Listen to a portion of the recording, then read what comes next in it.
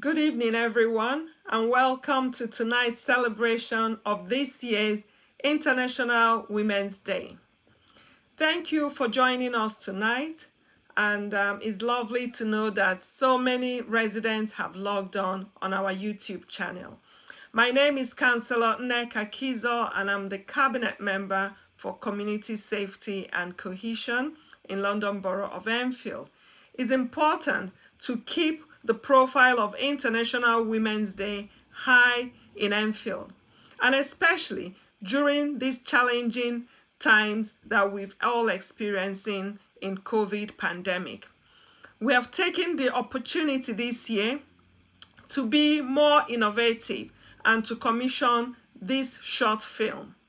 We hope that residents will enjoy this fascinating insight into the lives of so many truly inspirational Enfield women. The film will focus on how women in our community have chosen to challenge living in the lockdown during this pandemic, and how they've shown such resilience and reflect the comparison to a historical exposition of how women choose to challenge the status quo. And this year, we are going to be challenging gender inequality. We are going to be celebrating women's achievement, and we are going to raise awareness against bias and take action for equality. And so this year, I pledge to choose to challenge inequality. Thank you, and I hope that you enjoy this film.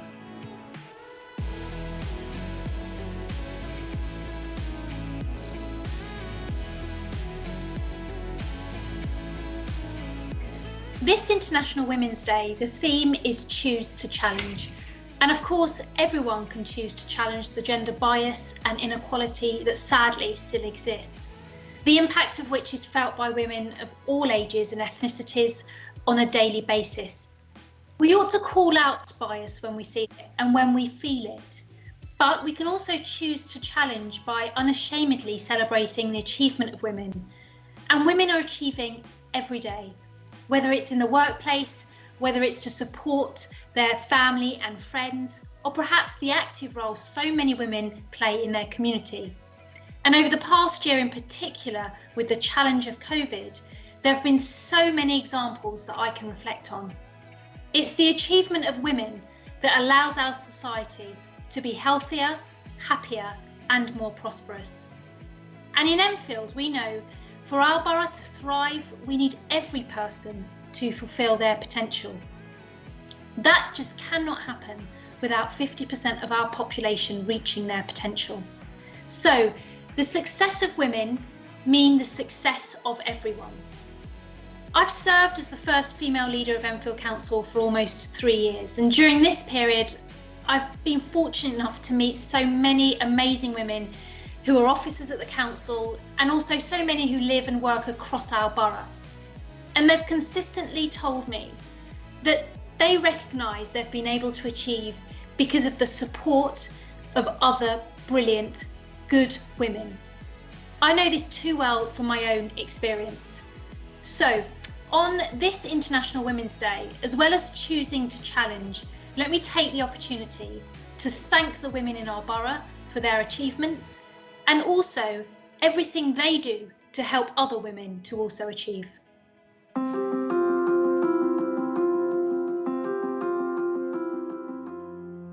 Well, I think International Women's Day highlights how far women have come in different areas.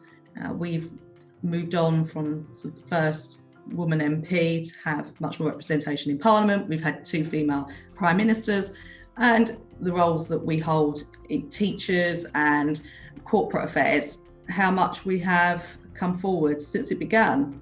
But it is a celebration of how far we've come and reviewing what's more to do. Enfield is very multicultural place, and it's a diverse place. As the Enfield Council, appreciating and valuing every diverse community, and International Women's Day is such an important event. Enfield is in a very special place, Enfield has done quite a lot to support women. So it's very rare that you would see women being the leader of the council and leader of oppositions, but it's something that we are proud of in Enfield, and that's one of the reasons that we celebrate and we want people to see our leaders and be proud that we have women. In my lifetime, I've lived through great move forward for women, some of which I've in a very small way been part of. Lots of liberalisation, lots of legal rights, but it is still the case that women, like many other groups in society, are marginalised and excluded. We've come a long way, we've got a long way still to come. We remember all the women who have made a tremendous effort in making sure where we are right now, and we cannot forget them. And again, the impact of making sure that we are treated as equal, and we have been campaigning for years over gender equality, gender parity. It shows the difference women have made to the society, and their different perspectives and skills are very relevant, and this is now the time where women should be highly recognized. When I look back historically, women did not occupy the positions that they occupy today. But now there has been a lot of development in the workplace, but I still believe there is a lot more to do. Parents who have been looking after their kids sometimes find it difficult to go back into the labor market. And some employers don't offer flexible working arrangements, and that means they're excluded from some of the jobs that they might want to do. So from those perspectives, I believe that it's very important that we continue to celebrate and we continue to challenge all forms of practices, because if we don't do that, we'll not be able to include a lot more women in the workplace. It's so important to recognise all the work that women do and what they contribute in every aspect of our lives, from our home life to work life. And I think that we need to inspire our women and our young children. I have a daughter, and I hope that we can inspire her. I grew up in a family with 7 brothers, and my sister and I always felt invisible. The hardest person to challenge was my mother. And to say, hey, Mum, we're here, was really difficult. And it wasn't until I was approaching 50 and my sister was just 40 that we finally managed to do it. And and I reminded her of when I, at the age of 43, I finally got into university because they pulled me out of school so I could go and work, because I would get married one day and an education wasn't important, but my brothers needed to study. So I phoned my mother to tell her that I'd received this unconditional offer. And she said, did you know that Bob's really ill? He's got shingles. And I thought, that? And I said, no, how is he? And I just accepted it and went with it. But it took me a long time to remind her of that. And that was hard. She's an amazing woman. She taught me to value people. It's ridiculous, isn't it? It's that. And I think that's really helped me in the work I do here, because nobody is just one thing. As a person, I have 2 roles, really. I'm a mum, number one, I'm a mum. And my challenge is to balance my work life with home life. And my kids are young, they're 6 and 8 years old, and I want to be there for them. But how can I be there for them and work? And I'm a GP. And being a GP, you don't just treat one person, you treat a family. So you are responsible for their care, and there's so many different aspects of that care. So bringing both together and balancing that has been a real challenge. When I was in primary school, I was very outspoken. On my reports, I remember getting she has a lot of potential. She's very, very smart, but she's hyperactive and chatty. And it's like, there would be certain things that I would do and get in trouble for, whereas the boys in my class wouldn't. There were times where I felt like I was over volunteering for things because I felt like I needed to keep up with the boys in my class because they would get the roles easily. There's many all-male panels that I could think of. If you look at our government, if you look at other things, very male-dominated. So it's just been something that's followed me throughout my life. It's just been being able to do things and being right, okay, but if I was a man, would this be easier for me to access? It's about respect, and I think that if you respect someone, they will respect you. If you just treat someone kindly, talk to them calmly, they will respect you. So as a woman, once you do that, and once you believe in yourself, which I do, I think you can overcome any situation.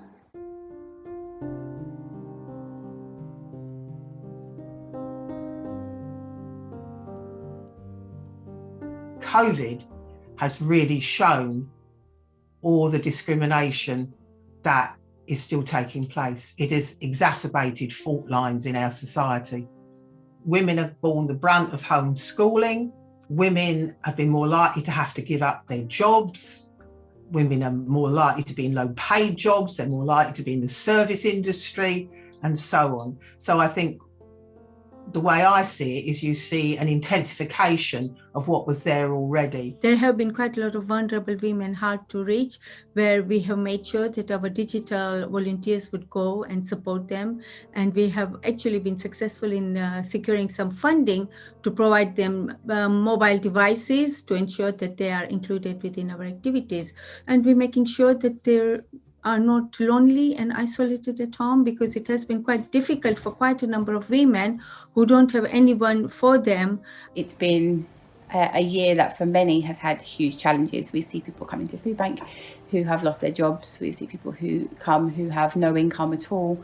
And I know how incredibly difficult things have been for some people who have perhaps been out of work, but also then homeschooling at the same time.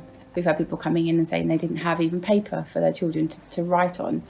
And I know a lot of sectors have closed that could potentially have a lot of women working within them. So I think it has had a huge impact. And I think the effects will be felt kind of for months and years to come. But I think there's also been a lot of positives.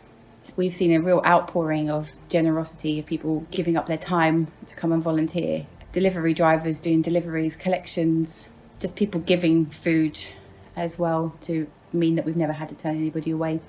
So it's been an incredible balance between some real incredible hardship from an incredible good that's come out of the community coming together as well. This last year with this pandemic, things have been really tough, really, really tough. Trying to make everyone feel safe, making my kids feel safe, making my staff feel safe, making my patients feel safe, and knowing that I had this job to do. I've learned that there is a balance. I've learned that we didn't value a lot of what we value now. So you can balance things. You can do work and be here and do what you just have to do. This has not been an easy year, but we've done it and we're doing it, and things will get better. You have to hold on to that. It will get better, and we've done it so far and we're doing a great job.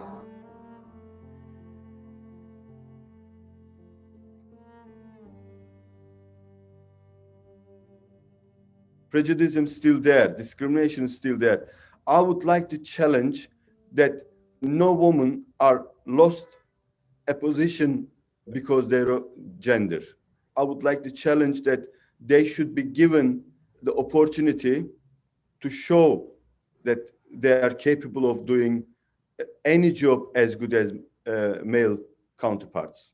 I've heard this at many conferences to do with International Women's Day over the years, and it's about women feeling more confident to apply for roles, that we may look at a job description and think, well, I think I can do 8 out of the 10 points that they ask, or maybe I shouldn't apply for a role, where analysis has showed that men would just go for it anyway. And it's about giving more confidence to women. There is opportunities for all, but we have to seek them, and they are out there, and don't be put off. And it's about the encouragement of all women to make sure there's better representation in Parliament. We've massively improved, but there's still room to go. The 50-50 Parliament would be a good thing to see. The women here actually challenge me. They're always coming up with new ideas and stuff. And I love that. It's great to work in a team that feels able to speak. So it's recognizing what women are doing, encouraging women to feel that they have a right to a voice. There are women who have had difficulties and they would always want to challenge and stand up to challenges in terms of making sure that there is equality and they're treated as equal. And especially women going through domestic abuse have had a lot of difficulties during this time. I mean, it has always been over the years, it's always women who are more victims of domestic abuse, but this year particularly has been a high increase in domestic abuse, and the emotional well-being needs have really needed a lot of support. There's so many things that during the day a woman may face and they will just be like, okay, it's normal procedure, but it shouldn't be normal procedure. When I go to Tesco's to do shopping for my family, I shouldn't have to, worry about, like, think of what I'm wearing, and because I'm going to simply get bread and milk and cheese, like I don't understand why I should have to think, okay, is this gonna attract a certain amount of attention? Am I gonna have to? And I feel like being now, rather than before where I'd probably say, okay, I'm not gonna say anything because they're a man, they're most probably older than me, stronger than me. Now it really doesn't matter to me anymore. If I feel uncomfortable, I will challenge you. I love the phrase choose to challenge, and I have always spoken up. And I think that can be difficult because obviously it doesn't necessarily make life easy or make you popular. But I believe it's about being true to yourself, and I think it's about being true to other people.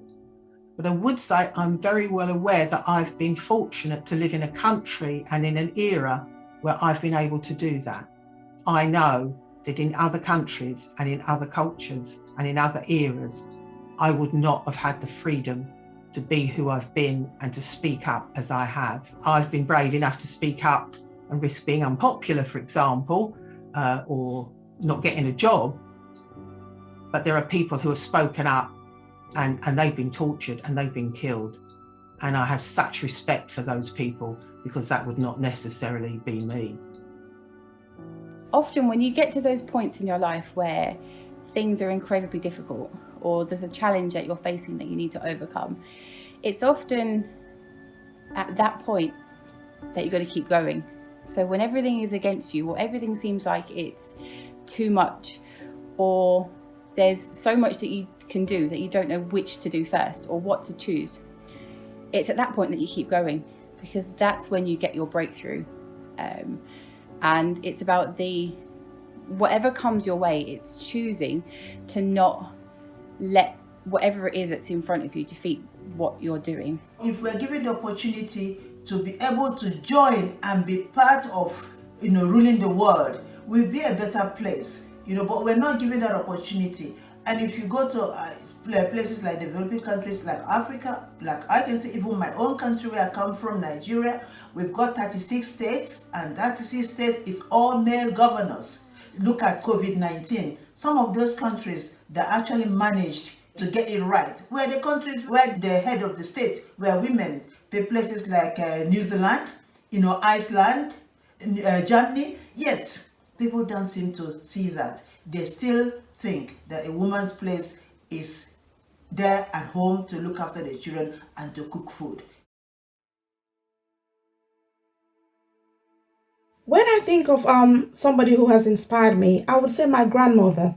She was a very diligent woman. She worked very hard to look after the family. We lived in a multi-generational household when I was growing up, and she was the leader. Very, very strong character. Nobody could mess with her. And I learned my art of challenging from her because she was always challenging things. So I learned that from her. Even at a very young age, she made a very good impression on me. So the person that inspires me is Michaela Cole. She inspires me because she's so unapologetic about what she has to say. She doesn't care, and she says it anyway. I feel like she inspires me because she's doing exactly what I want to do. And to see someone that in the position that you want to be shows you that there are no excuses and that there is nothing blocking you other than yourself.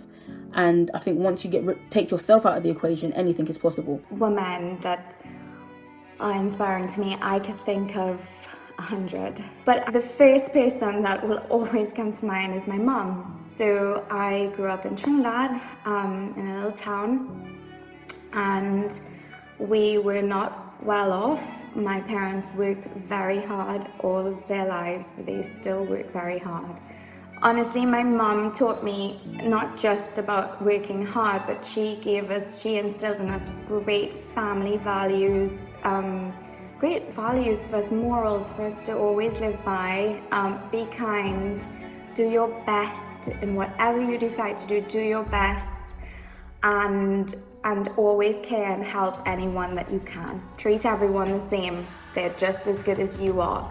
Councillor Kate Anolue inspired myself to become a councillor. She's been a councillor for many years, double mayor in Enfield, and a community leader in our community. So she's encouraged me. She's also mentored me and coached me.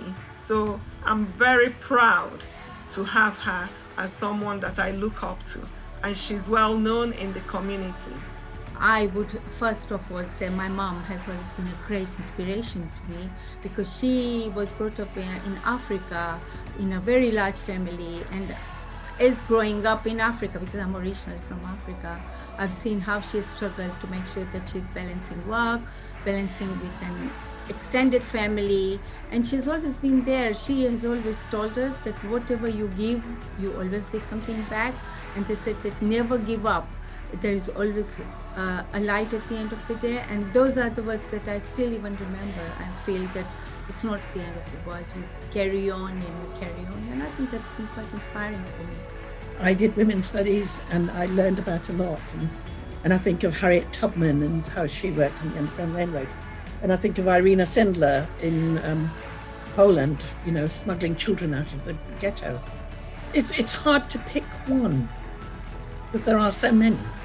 So this is my inspiration. And this is a picture of my niece, Cara. Cara works for Centrepoint. She's very passionate about her support for the vulnerable young people she works with. She's a trade unionist. She's also very brave and feisty in speaking out against sexual harassment and body shaming, which is such a big issue for young women and young people in general today. When I look at the younger people in my family, I'm very heartened and inspired by the young men and women and the way that they are continuing to speak up and to challenge. And, you know, it's about our future. And as an older woman, I think I'm still part of it, but I think it's really heartening to see what hopefully is the shape of the future with the younger people.